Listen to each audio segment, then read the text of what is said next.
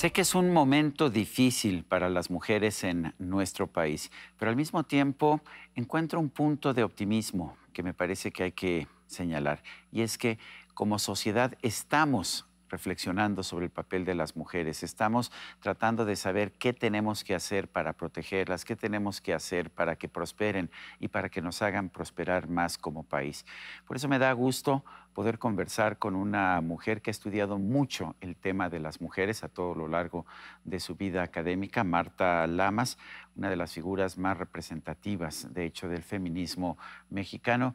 Marta Lamas, gracias por conversar conmigo. Siempre es un gusto poder conversar contigo. Y déjame empezar por algo en lo que creo que los dos nos sentimos ambivalentes, un poco tristes y al mismo tiempo, pues también compartimos esta alegría de ver la reflexión sobre el papel de las mujeres.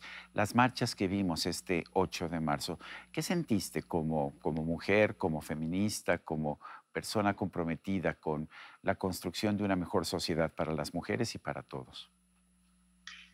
Pues muchas gracias por la invitación, Sergio. Me encanta venir siempre a tu programa.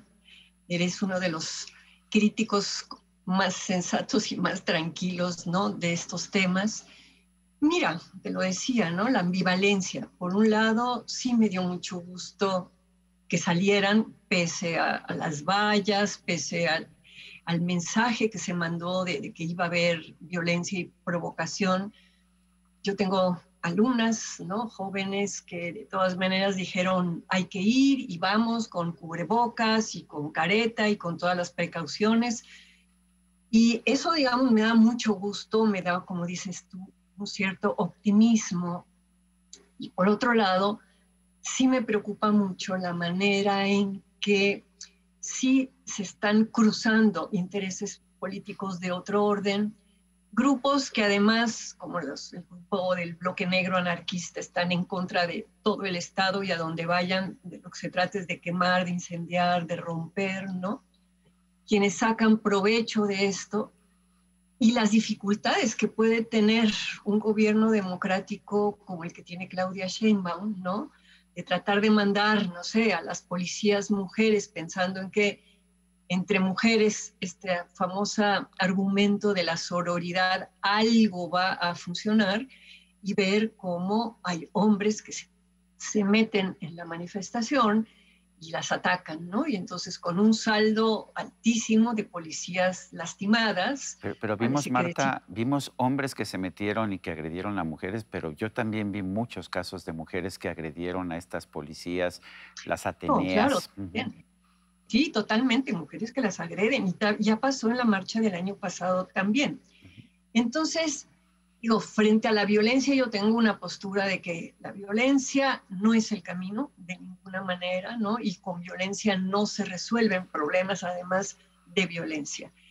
Y a mí lo que me preocupa es el uso político que se le da a esto, la interpretación mediática que está circulando, esta contraposición de las feministas contra AMLO, contra la 4T, que no permiten realmente desmenuzar un entramado muy complicado que estamos viviendo, porque obvio que hay feministas absolutamente incondicionales de AMLO, feministas que están en términos generales con AMLO, feministas que están en contra de AMLO, feministas que detestan a AMLO y otras que ni siquiera entran en la discusión. No les interesa discutir lo que significan las posturas del presidente o la política del presidente porque están en otra dinámica política. Irma Eréndira Sandoval, la secretaria de la Función Pública, dijo el año pasado que Andrés Manuel es el presidente más feminista de la historia. ¿Tú así lo ves? Yo veo que Andrés Manuel ha sido un político muy sensible con ciertas cuestiones del feminismo desde que fue jefe de gobierno. Como feministas, yo trabajé con él y con algunos grupos, digo, trabajé en el sentido de no recibir un quinto como una organización civil para poner una casa de trabajadoras sexuales de la tercera edad, un asilo, y estaba abierto a una serie de cosas. Con él pudimos empezar a cambiar la ley del aborto en la Ciudad de México, o sea, abierto y sensible. Creo que ahora que es presidente lo que ha hecho es como depositar la política de género, lo que él piensa que son cosas de mujeres, en feministas, y que tiene además en su gabinete personas que uno no pensaría que son feministas, como Arturo Herrera, el secretario de Hacienda, que además se ha sentado con la directora o la presidenta de Mujeres a revisar presupuestos para poder armar algo que para mí es un eje fundamental del feminismo, que es la Red Nacional de Cuidados. Ahora, de ahí a decir que es feminista, no creo que sea feminista. Creo que es decir muchas cosas de Andrés Manuel. No quisiera que habláramos de Andrés Manuel en el programa, sino más bien del feminismo, ¿no? Y sí creo un poco exagerada la declaración de la Secretaría de la Función Pública. Yo no sé, digamos, tampoco es que me parezca que alguno de los presidentes anteriores fue muy feminista. En todo caso, digamos, sí, como jefe de gobierno, Marcelo Ebrard sí me pareció mucho más feminista que Andrés Manuel en su gestión, ¿no? Y Cuauhtémoc Cárdenas también estaba como muy abierto al tema feminista. Qué curioso, ¿no? Que han sido los gobernadores de la Ciudad de México quienes han resultado, por lo menos desde mi perspectiva, más feministas. Marta, ¿qué necesitan las mujeres? ¿Qué quieren las mujeres? ¿Qué debe la sociedad darles a las mujeres? ¿Cuáles serían pues, los requisitos? Hablabas, por ejemplo, de una red de cuidados. El presidente López Obrador cerró la red de estancias infantiles. Pero ¿qué es lo que realmente necesitan las mujeres? Mira, a mí me cuesta mucho hablar de las mujeres porque ¿cuáles? Es una generalización, ¿no? Sí. Es decir, clase social, condición étnica, edad, etcétera. Creo que lo que requerimos, no solo las mujeres, sino el país, es una política de Estado realmente feminista, integralmente feminista. No que se agarre y se diga, estas son cosas de mujeres que se ocupen esta secretaría, sino algo que verdaderamente transversalice todos los programas y, digamos, todas las políticas públicas. Yo no sé mucho de política pública, acuérdate que soy antropóloga, yo lo que hago es análisis de la cultura, ¿no? Y lo que veo que falta mucho son intervenciones culturales y educativas, digamos, de gran tamaño. Hay demandas, digamos, ya tradicionales de la agenda feminista, ¿no? Pero a mí me parece que en esas demandas tradicionales, que además toda la sociedad las comparte, por ejemplo, la lucha contra la violencia hacia las mujeres, no hay una sola posición política, ni un solo partido, ni un solo grupo que diga estamos en contra, ¿no? Todo el mundo dice que está a favor de que hay que luchar y hay que acabar con la violencia hacia las mujeres, yo diría, también hacia los hombres, y las violencias, las prácticas sociales violentas.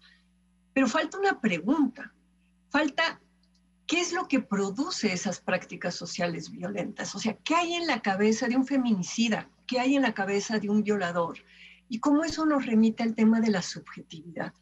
Y la subjetividad tiene que ver con lo psíquico y con lo cultural, o sea, somos sujetos del neoliberalismo, ¿verdad? De un neoliberalismo individualista que ha estado desgarrando el lazo de reciprocidad social entre los seres humanos y de digamos, una herencia, una larga herencia patriarcal que se expresa con estallidos de machismo, explosiones de violencia, ¿no? Y esa subjetividad, ¿cómo la abordas desde una política pública?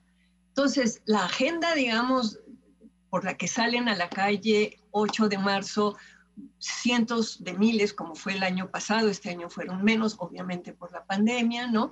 De mujeres, ¿no?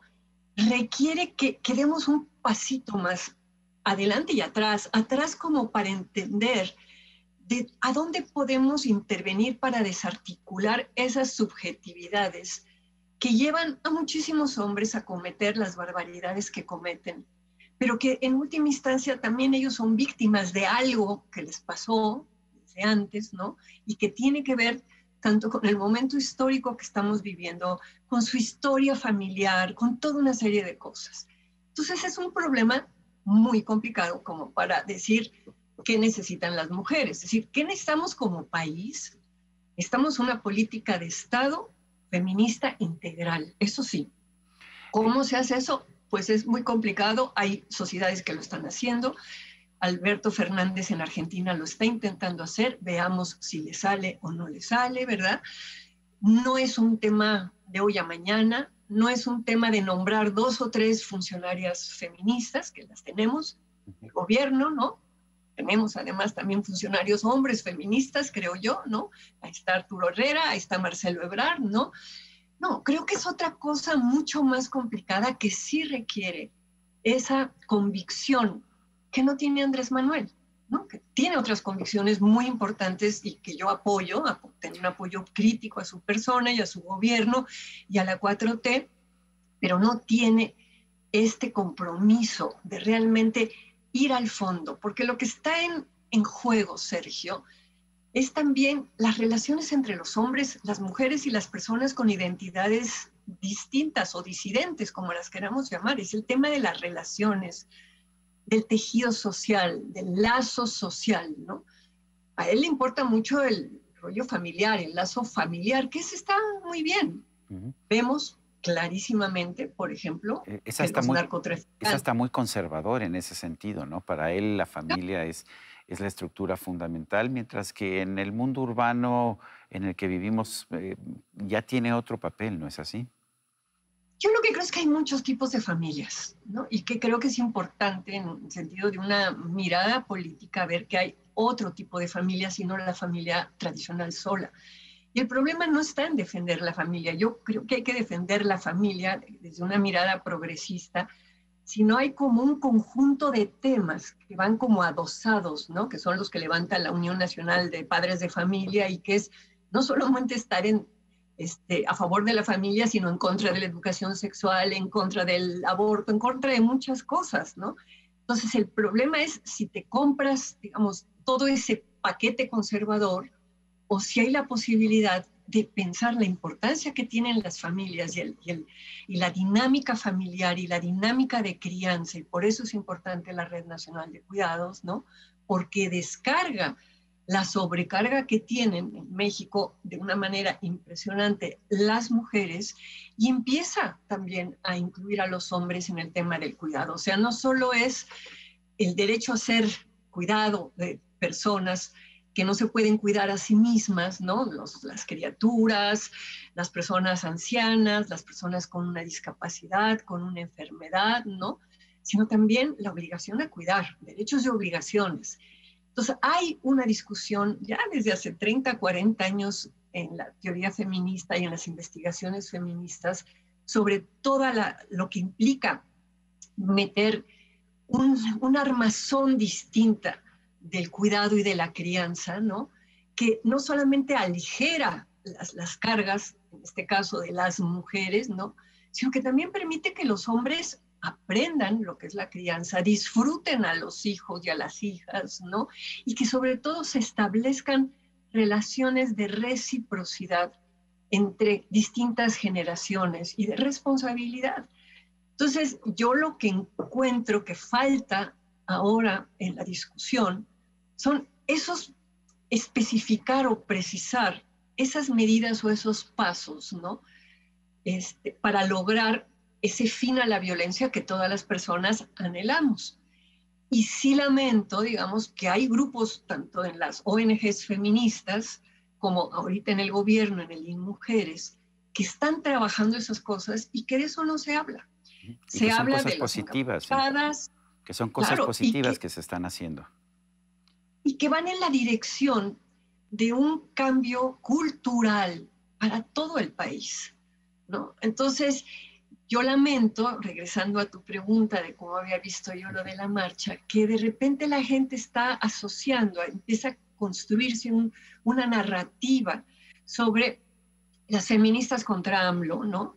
O las feministas como violentas, cuando creo que está mucho más complejo el panorama. Sí hay feministas violentas, pero son una minoría, y hay otros grupos que aprovechan esto porque quieren golpear al gobierno también, y otros que ni siquiera es que quieran golpear concretamente a Morena o a Andrés Manuel, sino quieren ir en contra de cualquier tipo de autoridad y de gobierno. O sea, las anarquistas están desde antes, ¿no? Desde antes de que estuviera Andrés Manuel, y se metían a las marchas y armaban y rompían cosas, ¿no? Entonces, la razón por la cual tú me invitaste, o por lo menos así lo interpreté yo, es que pudiéramos hablar de esta otra parte que son las propuestas feministas que quedan como encubiertas cuando está todo este escándalo, pues, ¿no? Bueno, pues Marta Lamas, se nos acabó el tiempo, pero como siempre quiero agradecerte el que hayas compartido estas ideas conmigo y con nuestro público. Gracias a ti. Gracias, Marta. Y a usted, amigo televidente, que hace posible este programa, se lo agradezco también. Esto es todo por hoy, pero no se lo olvide. Nos vemos la próxima.